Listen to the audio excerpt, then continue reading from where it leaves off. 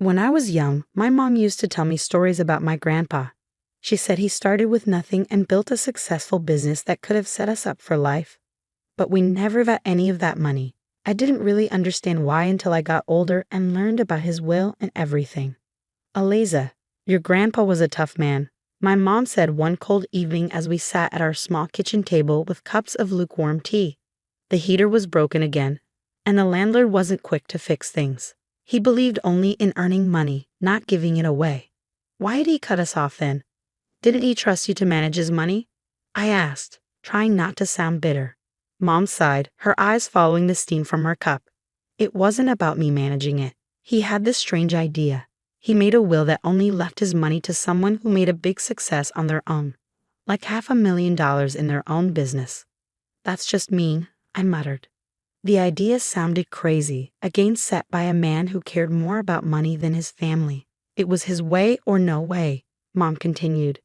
When I argued with him, he practically disowned me. He said if I was any good, I'd earn my way without his help. It felt so unfair. We were struggling to save every penny while someone else out there was enjoying what should have been ours. Ever since I was a kid, I was good at finding ways to make money. I'd set up a lemonade stand at the local golf course on hot summer days, shouting 50 cents a cup to thirsty golfers passing by. You sure know how to hustle, kiddo, an old golfer named Hank once told me, laughing as he handed me his change. Keep that up and you'll be a tycoon one day. I grinned and pocketed the coins. Just saving up for something big, I'd say. My mind was always on the next big thing, and it wasn't just about lemonade. I used to make homemade necklaces and bracelets by stringing beads together from the dollar store. I sold them wherever I could, neighborhood block parties, school events, and even in the front yard during garage sales. Trading and selling didn't just feel fun. It felt like something I was meant to do. Elisa's got her own little business empire going, my mom would joke to her friends, but there was a hint of pride in her voice that made me stand a little taller. But it was sewing that really took off for me. When I managed to buy an old sewing machine from a garage sale, it felt like the best gift ever. Teaching myself to sew wasn't easy. The machine was temperamental, and the online tutorials were confusing, especially with the internet cutting in and out. But I stuck with it. Soon, I was turning plain thrift store clothes into stylish outfits. One day as Sarah caught me at my locker, she sneered, "Is that the same shirt you wore last week? Looks different, doesn't it?" Gave it a little makeover, I replied casually, slamming my locker shut. You should try it sometime, might improve your attitude. She scoffed and started to walk away, but a couple of other girls lingered. That was really cool what you did with your shirt. Could you do mine? One of them asked shyly. Sure thing. Bring it tomorrow, I replied, my heart swelling with pride. Word got around, and soon I was taking custom orders. It wasn't just pocket money anymore. It was a real business. People paid good money for unique clothes, and I was happy to provide. One sunny afternoon, I took my latest creations to the local street fair. I set up a rickety table, laid out my garments, and waited nervously. You think people will buy these? Mike, my friend, asked skeptically, eyeing the passers-by. They'd be crazy not to, I shot back confidently. And buy they did. My table was swarmed. I barely had time to collect the money and hand over the clothes. Amidst the chaos, a guy approached with his car keys. Jack jingled his car keys in his hand, approaching me at my stall. Hey, my car broke down a block from here. Saw your stall. This stuff yours? He asked, nodding towards my makeshift display. Yeah, all made by me. You need something to pass the time while waiting for a tow. I joked, handing him a shirt. He laughed genuinely, head thrown back. Actually, I was wondering if you do men's stuff too. Sure do, I replied, pulling out a few pieces I'd experimented with. He looked them over, then at me with a spark of interest. You've got talent. Ever think of making this a real business? Every day, I said, not missing a beat. His smile widened. I'm Jack, by the way. Eliza, I said, shaking his hand, feeling the weight of the moment. This wasn't just another sale. This felt like a doorway swinging wide open. As the day wound down, I counted the cash, a sense of accomplishment washing over me. This was it. I was making it happen one stitch at a time. I told you they love your stuff, Mike said, helping me pack up. Yes, you were right, I admitted, unable to keep the grin off my face. Looks like I might just make that $500,000 mark after all. After meeting Jack at the fair, things moved faster than I expected. He wasn't like the guys I knew. He came from money. But he had a way of making you forget about that when you were with him. He had this laid-back vibe, always laughing, always making plans. We started seeing each other more, and it wasn't long before we were seriously dating. One day, he said, "Eliza, I think it's time you met my parents." The thought alone made my stomach churn. I knew his folks came from old money, the kind that looked down on people like me. "Are you sure?" I asked, my voice tense. "I don't think they'll like me much." Jack laughed it off. "They'll love you. Don't worry so much." The drive over to Jack's parents' house felt like the longest ride of my life. Jack kept talking about mundane stuff, probably trying to ease the tension, but my stomach was in knots. We turned into a long driveway, and there it was, a massive house that looked more like a museum than a home. We walked up to the grand entrance, and the door swung open before we could even knock. There stood Jack's mom, Mrs. Thompson, dressed impeccably in a way that made me feel underdressed instantly, despite my careful choice of outfit. "Jack, darling," she exclaimed, pulling him into a hug, then turned to me with a polite smile that didn't reach her eyes. "And you must be Eliza. We've heard so much about you." Her words sounded warm, but her tone was anything but. I forced a smile. "Thank you for having me, Mrs. Thompson." Jack led me inside, and that's when Mr. Thompson appeared, a tall, stern-looking man with a firm handshake that felt more like a test than a greeting. "Eliza, a pleasure," he said, his voice deep and unemotional. We moved into the living room, which was as grand and cold as the rest of the house. Everything felt stiff and formal. We made small talk, or at least they did. I mostly nodded and smiled, feeling out of my depth. Dinner was served in a dining room straight out of a magazine, with crystal and fine china that looked like it should be locked up in a display case, not used for eating. We sat down, and that's when the real interrogation, the encounter with Jack's parents, was tense from the start. Mr. Thompson, eyeing me like I was a problem, began with a pointed question. "So, Eliza, Jack tells us you're into fashion design." "Yes, I run a small business designing and selling clothing," I responded, trying to keep my voice steady. Self-made then." "How entrepreneurial," he commented dryly, his tone more critical than complimentary. Mrs. Thompson chimed in, her smile feeling insincere. "And your family, dear? What do they do?" "Well, it's just me and my mom. She's a nurse," I said, feeling the weight of each word. "I see," Mrs. Thompson replied, exchanging a glance with her husband. The conversation stumbled along until coffee was served, and then Mrs. Thompson's polite facade dropped. "Eliza, I must be honest. We have certain hopes for Jack, and his partner's background is important to us. It's essential for maintaining the family's reputation and legacy," she said flatly. "Well, it's clear you've accomplished quite a bit despite your background, but I don't think you're suitable for our son, I'm afraid," she concluded abruptly, putting down her fork and leaving the room without another word. I sat there stunned, feeling like I'd been slapped. Jack was quick to comfort me, embarrassed by his parents' behavior. "Eliza, please don't take it to heart. She's just set in her ways." Despite Jack's reassurances, the evening left a cold shadow over what should have been a happy milestone. The engagement happened, but the chill from his parents was something I couldn't shake off. A few weeks after our engagement, Mrs. Thompson called me. Her voice was formal. "Eliza, I'd like you to come over. We need to discuss something important." When I arrived, both of Jack's parents were waiting. The house felt colder than ever. Mrs. Thompson wasted no time, her tone sharp and unwelcoming. "Eliza, we've looked into your background thoroughly. It's clear you come from a very different world than ours," she began. "It's clear you're hunting for wealth, climbing through our son, but we won't allow our family fortune to be jeopardized," she continued, her words stinging. Before I could react, Mrs. Thompson slid a stack of papers across the table towards me. "Since I can't convince Jack to rethink this marriage, you'll need to sign these," she said flatly. I picked up the papers. They were a prenuptial agreement.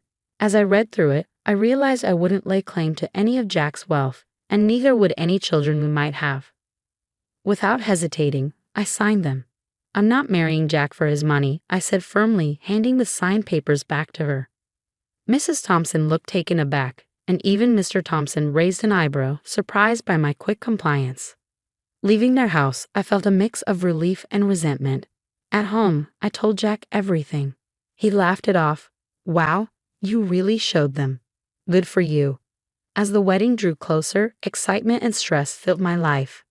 My sportswear brand, built from scratch, was finally taking off. Seeing my designs worn and loved was thrilling, and I had accumulated a small capital to expand and take on bigger challenges. Regarding the wedding, I envisioned something simple and intimate, but Jack dreamed of a lavish celebration. Eliza, we're only doing this once. Let's make it big, he'd say with that persuasive grin of his. Reluctantly, I agreed, and we planned a grand event. I found myself negotiating deals and discounts wherever possible to manage the expenses. The wedding day appeared perfect on the surface. Our guests seemed to enjoy themselves, and Jack and I were caught up in a bubble of joy. However, not everyone shared our enthusiasm. Throughout the evening, I noticed Jack's parents whispering disapprovingly, their faces pinched with disapproval.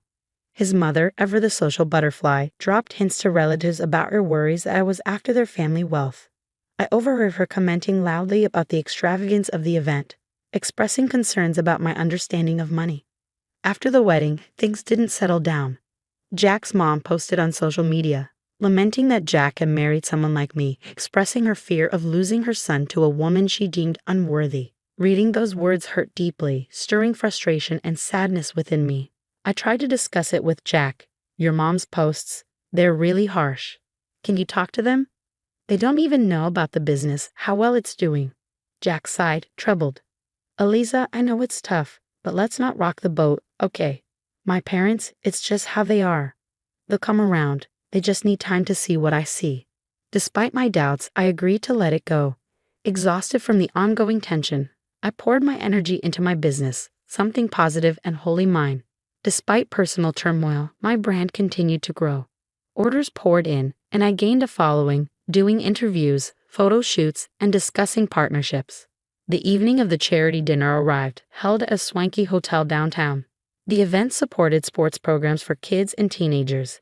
As the main costume designer, I chose a blue and white theme that complemented the decor and showcased my latest sportswear pieces. Walking into the grand hall with Jack, surrounded by well-dressed guests and shimmering lights, I felt nervous yet determined. The excitement of seeing my designs showcased in a grand setting quickly soured when we spotted Jack's parents across the room. Their cold stares cut through the warmth of the bustling crowd. Jack noticed but said nothing, and their blatant disregard stunned me deeply. But I bit my lip and kept walking. As guests began to arrive, I circulated the room, chatting and networking. Jack was by my side, his usual charming self, but I could tell he was a bit overwhelmed by the scale of the event. You're really pulling out all the stops, huh? Jack commented as we watched the crowd from a distance. Go big or go home, right? I replied with a wink. Eliza, you've outdone yourself, a familiar voice said from behind me. Turning around, I saw a local sports celebrity who'd worn my designs before. These uniforms are fantastic. Thanks so much. Enjoy the evening. I smiled, handing them a business card. Let's catch up soon. The event was buzzing, the atmosphere electric with enthusiasm and goodwill. Then the moment of truth arrived. The host took to the stage to thank the sponsors, and my heart raced as he started to speak. We haven't been seated long when the evening's presenter took the stage to kick off the event. The atmosphere was lively, filled with applause and cheer, until it came time to thank the sponsors.